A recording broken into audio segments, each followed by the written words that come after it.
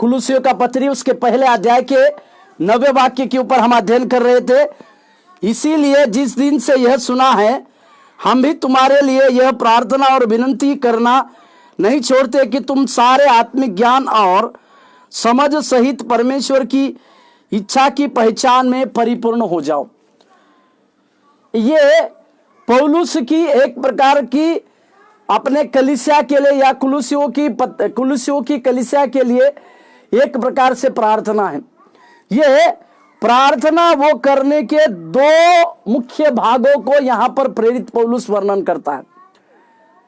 सबसे पहली बात, प्रेरित पौलुस उस कलीसिया के लोगों की आत्मिक उन्नति हो इसके बारे में सबसे ज्यादा जोर देता है।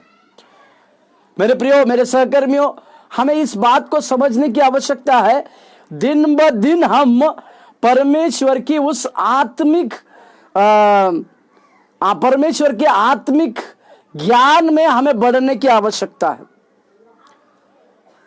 हम जब प्रार्थना करें या परमेश्वर की ओर ताके या परमेश्वर से कुछ बातों को कहे, तो सबसे पहले हमारे पास हर दिन हम परमेश्वर के ज्ञान के द्वारा, परमेश्वर के अभिषेक के द्वारा, परमेश्वर के वचन के प्रकाशनों के द्वारा दिन ब दिन बढ़ते जाने की हमें आवश्यकता है। ये हमारे जीवन की सबसे पहला स्थान है। जब हम प्रार्थना करते हैं तो इसी के लिए हमें हमारे आत्मिक ज्ञान में सदैव बढ़ते जाने की आवश्यकता है। प्रभु के पवित्र नाम की महिमा और प्रशंसा होने पाए। दूसरी बात यह है, परमेश्वर की इच्छा में हमें परिपूर्ण होना है। हालेलुया। जिस बातों को हम समझते हैं, यीशु मसीह ने अपने 3.5 साल की सेवकाई में इसी बातों को भली भांति पूरी किए। उनकी एक ही इच्छा थी, अपने स्वर्गीय पिता की इच्छा को पूरी करना। इसी के लिए यीशु मसीह ने अपने 3.5 साल की सेवकाई में लगातार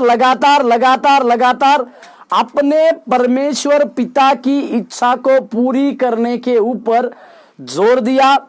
परमेश्वर पिता के ऊपर लगातार जोर देने के द्वारा परमेश्वर की दया की बातें उनके जीवन में चली आई। इसी के लिए जब इसी बातों को प्रभु यीशु मसीह ने अपने चेलों को प्रार्थना के द्वारा सिखाया, तो उस प्रार्थना में परमेश्वर यीशु मसीह ने इस बात के ऊपर जोर दिया।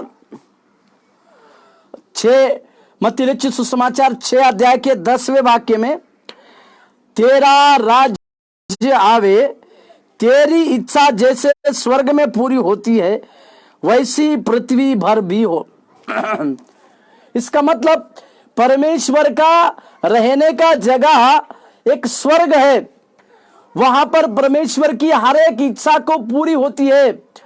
प्रभु यीशु मसीह अपने चेलों को इस प्रकार की प्रार्थना सिखाते समय कहते हैं, जैसे परमेश्वर की इच्छा स्वर्ग में पूरी होती है, उसी तरह से परमेश्वर की इच्छा इस धरती पर पूरी होने के लिए आपको और मुझको लगातार प्रयास करते रहने की जरूरी है। हालेलुया। प्रभु यीशु मसीह के नाम को हम धन्यवाद देते हैं, उसकी दया को हम स्मरण करते हैं। यहां पर पौलुस, जो उस कुलुसियों की पत्री का आत्मिक पिता है, अपने सारे विश्वासी लोगों के लिए या अपने सारे लोगों के लिए वो इस बातों के ऊपर जोर देता है कि उनको दिन ब दिन आत्मिक ज्ञान में बढ़ते रहना है। दूसरी बात, परमेश्वर की इच्छा में परिपूर्ण होना है। ये बात ना केवल कुलुसियों की कलीसिया की है, परंतु आपकी और मेरी भी है। हमें भी, जैसे मैंने कहा, हर दिन हमें परमेश्वर के ज्ञान, आत्मिक ज्ञान से बढ़ते रहने की आवश्यकता है। हर दिन हमें परमेश्वर के अभिषेक से बढ़ते, हर दिन हमें एक परमेश्वर का अभिषेक प्राप्त कर आगे बढ़ने की आवश्यकता है। हर दिन हमें परमेश्वर के लिखित वचनों का सहारा लेकर प्रभु के वचनों में आगे बढ़ते जाने की आवश्यकता है। और इसी बातों को हमें समझकर कार्य में लाने के लिए परमेश्वर की इच्छा और परमेश्वर की योजना की बातें भी सम्मिलित हो जाए। हालेलुया, प्रभु के नाम की महिमा और प्रशंसा होने पाए। इसी के लिए हर दिन हमें परमेश्वर की इच्छा को अपने जीवन में स्वीकार कर कर उनकी इच्छा में परिपूर्ण होते जाने की आवश्यकता है। और इसी बात को एक प्रार्थना करते समय पौलुस के अपने कुलुस्सियों के लोगों के लिए यही इच्छा है कि वो आत्मिक ज्ञान में बढ़े और परमेश्वर की इच्छा में भी वो बढ़ते चले जाए। यही बात आज के हमारे जीवन में लागू होता है, जिसको हमें समझने की आवश्यकता है। और परमेश्वर की पहचान जो है, जो शब्द लिखा है, हमें परमेश्वर की पहचान कब मिलती है, या प्रार्थना करके उसके वचन में बने रहना।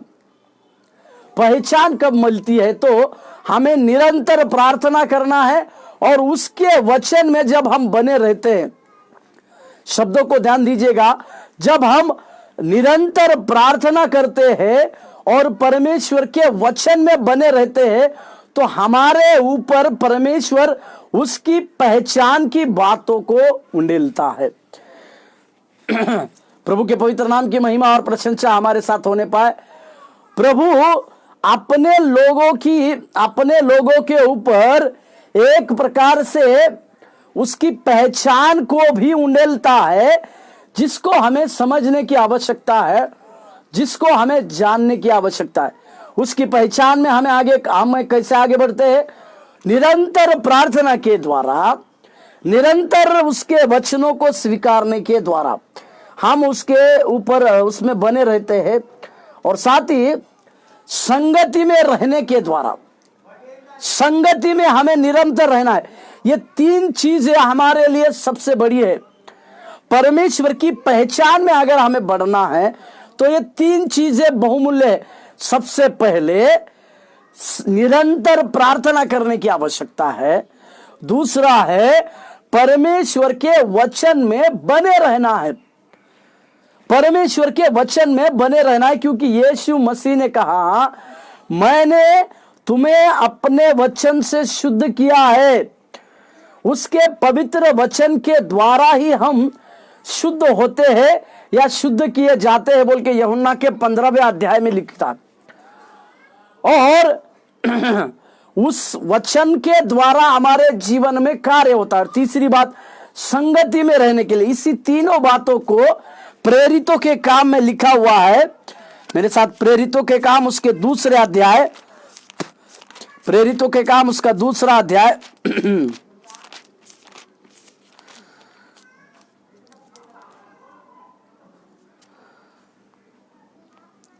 उसके 42वें वाक्य के ऊपर मैं आपका ध्यान देना चाहता हूं। प्रेरितों के काम 2 अध्याय के 42वें वाक्य में इस प्रकार, और वे मतलब उन नए नियम की जो कलीसिया है, जो प्रेरितों ने शुरू की हुई जो कलीसिया है, उस कलीसिया के इस समय पेंटिकॉस्टल का दिन आने के बाद परमेश्वर के चेले पवित्र आत्मा से भर गए, और पवित्र आत्मा से भरने के द्वारा परमेश्वर ने उनको अन्य अन्य भाषा बोलने का वरदानों को दिया। उसी समय पतरस ने खड़े होकर उन सारे देशों के लोगों के सम्मुख में एक भाषण को किया। उसकी बदौलत यह हो गई कि उसी दिन पतरस का एक ही बार का प्रचार सुनकर 3000 लोगों का बपतिस्मा हुआ। और इन्हीं पतरस और बाकी चेलों की शिक्षा की बातों को सुनने के बाद वहां के लोग जो नए शिष्य बन गए थे, वे क्या करते थे? वे मतलब वे नए शिष्य जो प्रभु यीशु मसीह का भी स्वीकार किए, बपतिस्मा लिए है और बपतिस्मा की बातें उनके अंदर चली आई है, ये वे नए शिष्य प्रेरितों से शिक्षा पाने के लिए संगति रखने, रोटी तोड़ने और प्रार्थना करने में लवलीन रहे। जिस तीनों बातों को प्रेरित पौलुस कहता है, उसी बातों को यहां पर प्रेरितों के काम में आया है। जैसे मैंने इस कुलुस्सियों का 1 अध्याय के 9वें वाक्य को पढ़ने लगाया, और हम परमेश्वर की पहचान में कब आते हैं? निरंतर प्रार्थना करने के द्वारा, निरंतर परमेश्वर के वचनों को हमारे जीवन में, परमेश्वर के वचनों में बने रहने के द्वारा, और तीसरी बात मैंने कहा संगति के द्वारा। ये तीनों चीजें प्रेरितों के काम 2 अध्याय के 42वें वाक्य में आते। वे शिक्षा पाने के लिए, संगति रखने के लिए और साथ ही साथ प्रार्थना करने के लिए लवलीन होते थे। मेरे प्रियो, आज हमारे देश की हालत खराब है। देश में कोरोना नामक एक महामारी से कई एक हमारे प्रियजनों को हम खो रहे हैं। कई एक न्यूज में हम सुनने में आ रहा है कि इनकी मृत्यु हो गई, इनकी मृत्यु हो गई। परंतु हमें जब वातावरण इस प्रकार का होता है तो हमारे घुटनों का बल को हमें और बढ़ाने की आवश्यकता है। हालेलुया।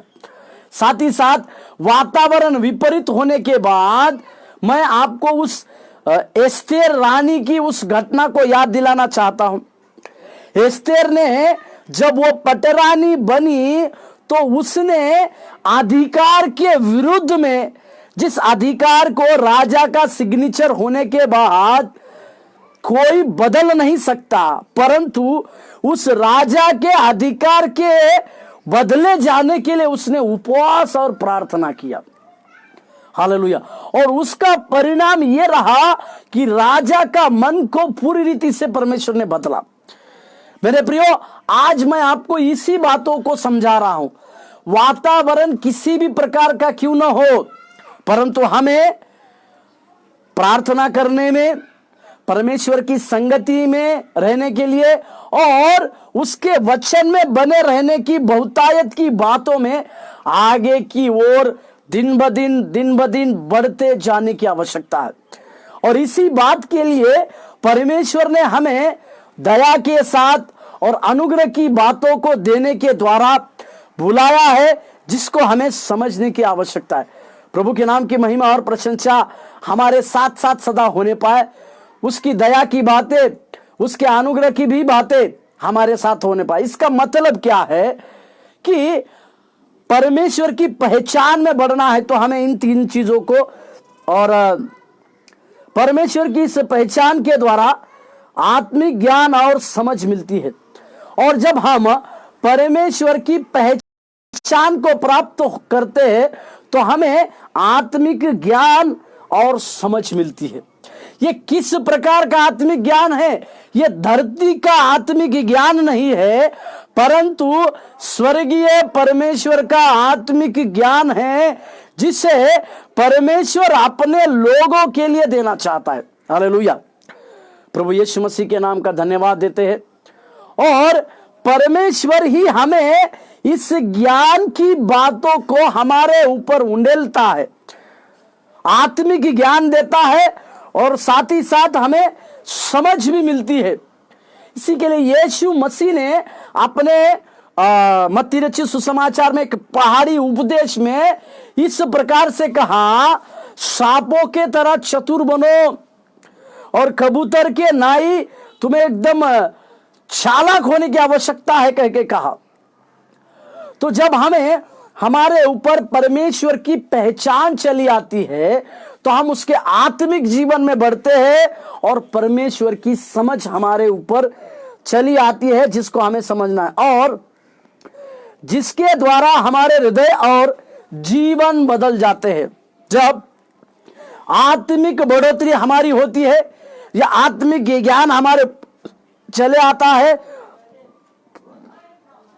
और समझ भी हमारे ऊपर चली आती है, आत्मिक ज्ञान और परमेश्वर की समझ हमारे ऊपर जब चली आती है तो हमारा जीवन भी बदल सकता है या हमारा जीवन पूरी रीति से बदलता है।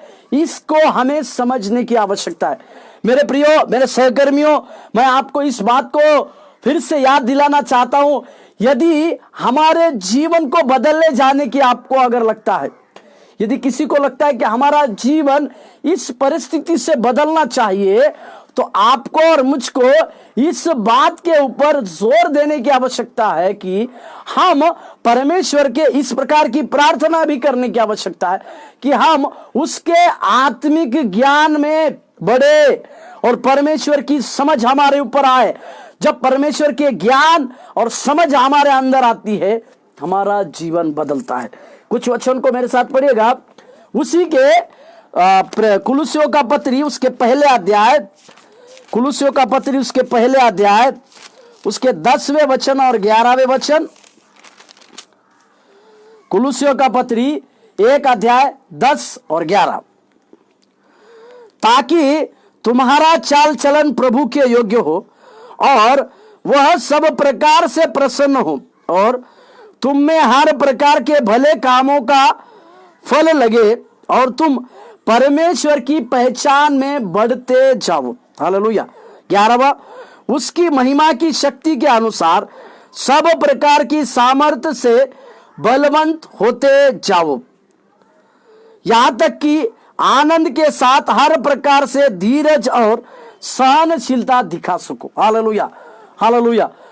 हर प्रकार के आनंद के साथ धीरज और सहनशीलता आप लोग दिखा पाए, इसके बारे में परमेश्वर हमें, पौलुस इस प्रकार की शिक्षा के बारे में हमें कहते हैं, जिसको हमें बहुतायत से समझने की आवश्यकता है, जिसको हमें बहुतायत से जानने की आवश्यकता है। प्रभु के नाम की महिमा और प्रशंसा होने पाए, उसकी दया की बातें हमारे साथ लगातार होने पाए, और उसी के कुछ वचनों का अध्ययन हम करें। तो मेरे साथ एक वचन पढ़िएगा, कुलुस्सियों के पत्री उसके 1 अध्याय उसके 4 पद में। क्योंकि हमने सुना है कि मसीह यीशु पर तुम्हारा विश्वास है और सब पवित्र लोगों से तुम प्रेम रखते हो। इसका मतलब जिस व्यक्ति का विश्वास यह है कि यीशु मसीह मेरे लिए परमेश्वर है, यीशु मसीह मेरे लिए सब कुछ है, तो हमें इस बात को समझने की आवश्यकता है कि यीशु मसीह जब मेरे लिए सब कुछ है, तो हमें हमारे अंदर जब प्रभु यीशु मसीह चले आता है, तो हमें सारे लोगों से प्रेम रखने की आवश्यकता है। हालेलुया, प्रभु के नाम की महिमा और प्रशंसा।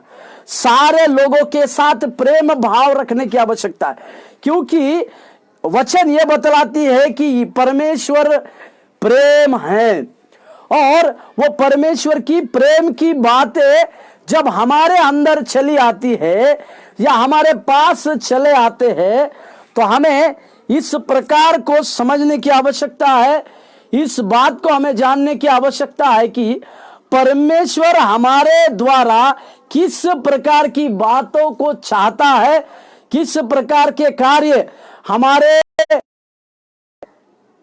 परमेश्वर हमारे जीवन में किस प्रकार के कार्य भी करना चाहता है, जिसको हमें बहुतायत से समझने की और जानने की आवश्यकता है। और एक वचन मेरे साथ खोलिएगा, इफिसियों का पत्री उसके 1 का 15। इफिसियों के पत्री उसके 1 अध्याय के 15वें वाक्य को मैं पढ़ना चाहता हूं। इफिसियों का पत्री 1 के 15वें वाक्य, इफिस 1:15। इस कारण मैं भी उस विश्वास का समाचार सुनकर जो तुम लोगों में प्रभु यीशु पर है और सब पवित्र लोगों पर प्रकट है। हालेलुया। हमारे ऊपर परमेश्वर का हमारे ऊपर परमेश्वर का सुसमाचार का विश्वास, हमने उस सुसमाचार मतलब क्या, पिता परमेश्वर ने हम लोगों के लिए इतना बेहतरीन प्रेम किया कि उसने अपना एकलौता पुत्र दे दिया, जो कोई भी व्यक्ति उस यीशु मसीह के ऊपर विश्वास रखता है, जो कोई भी व्यक्ति अपने पापों को उस यीशु मसीह के लहू से धोता है और यह विश्वास करता है कि यीशु मसीह तीसरे दिन जी उठा है और आज भी वो जीविता परमेश्वर है, इस प्रकार की बातें जब हम और आप करते हैं, तो हमें इस प्रकार से उस सुसमाचार के ऊपर जो यीशु मसीह का है उसके ऊपर विश्वास करने के द्वारा, ये 15वें वचन से इफिसियों की पत्री उसके 15वें पहले अध्याय 15वें वचन से 22वें वचन तक, यह भी प्रेरित पौलुस की अपने इफिसियों के लोगों के लिए एक प्रकार की प्रार्थना है। Hallelujah, hallelujah. परमेश्वर के नाम की महिमा और प्रशंसा हमारे साथ होने पाए। इसका मतलब क्या है कि ये भी उस विश्वासी इफिसियों के लोगों के लिए एक प्रार्थना है, या एक प्रार्थना की बातें है जिसे हम लोगों को समझने की आवश्यकता है और हम लोगों को उसको जानने की आवश्यकता है। और एक वचन रोमियो का पत्री पहले अध्याय का 10वें वाक्य, रोमियो का पत्री उसके पहले अध्याय के 10वें वाक्य को मैं पढ़ रहा हूं। और नित्य अपनी प्रार्थनाओं में विनती करता हूं कि किसी रीति से अब तुम्हारे पास आने की मेरी यात्रा परमेश्वर की इच्छा से सफल हो। यह भी प्रेरित पौलुस की एक प्रार्थना है। वो इस प्रकार से प्रार्थना करता है, किसी भी तरह से इस रोमी लोगों के पास जाकर उनसे मिलने की यात्रा को परमेश्वर सफल करे, इस प्रकार की वो प्रार्थना करता है। इसका मतलब उस यीशु मसीह से निरंतर प्रार्थना करते हुए हम देख रहे। इफिसियों के लोगों के लिए वो प्रार्थना करता है, ये रोमियो के लोगों के लिए वो प्रार्थना करता है, कुलुसियों के लोगों के लिए वो मध्यस्थी करता है।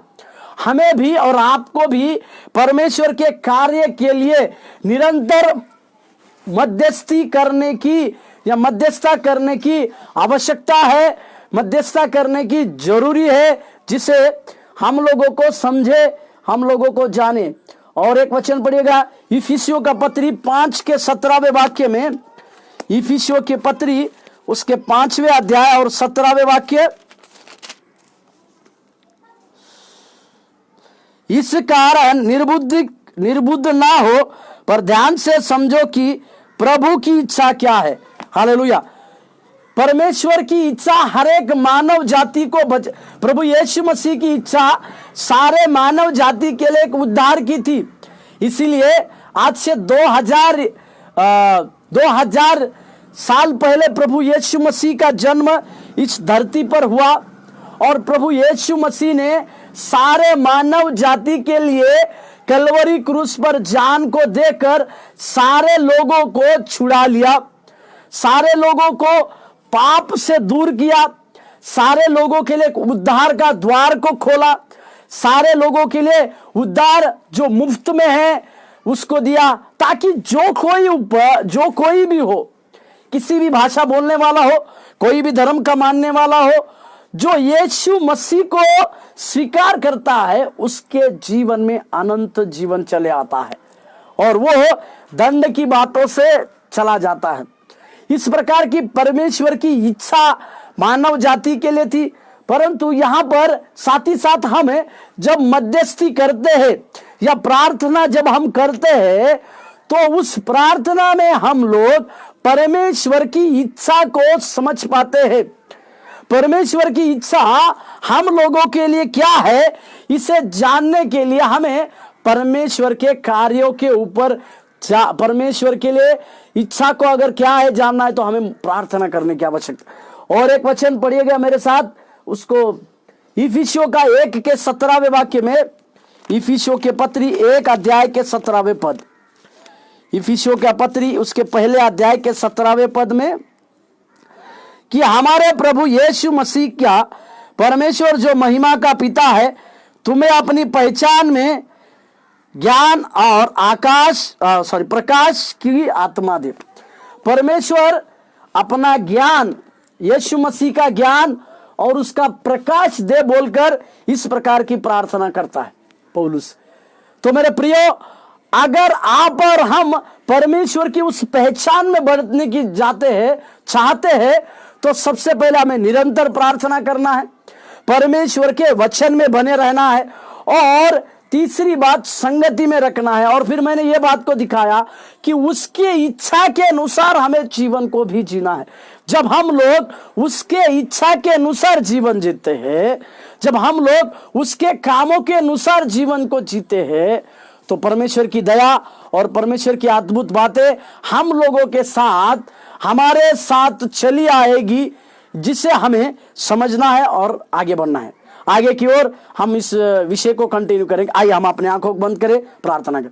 दयानिधि, हम प्रार्थना और धन्यवाद देते हैं प्रभु, हमें एक सच्ची मध्यस्थता की बातों को सिखाने के लिए प्रभु, आपके ज्ञान और आपके प्रकाशन के लिए हम धन्यवाद देते हैं प्रभु। तेरी दया हम लोगों के साथ होने पाए, तेरा अनुग्रह हम लोगों के साथ होने पाए। आपकी पहचान में हमें बढ़ना है तो क्या चीजें करना है, जिसके लिए जो आपने प्रकाशन की बातें हमारे लिए रखी, उसके लिए हम धन्यवाद देते हैं, तेरी महिमा करते हैं। यीशु के नाम से प्रार्थना मांगते हैं, आमीन आमीन। प्रभु आपको आशीष देने पाए। धन्यवाद।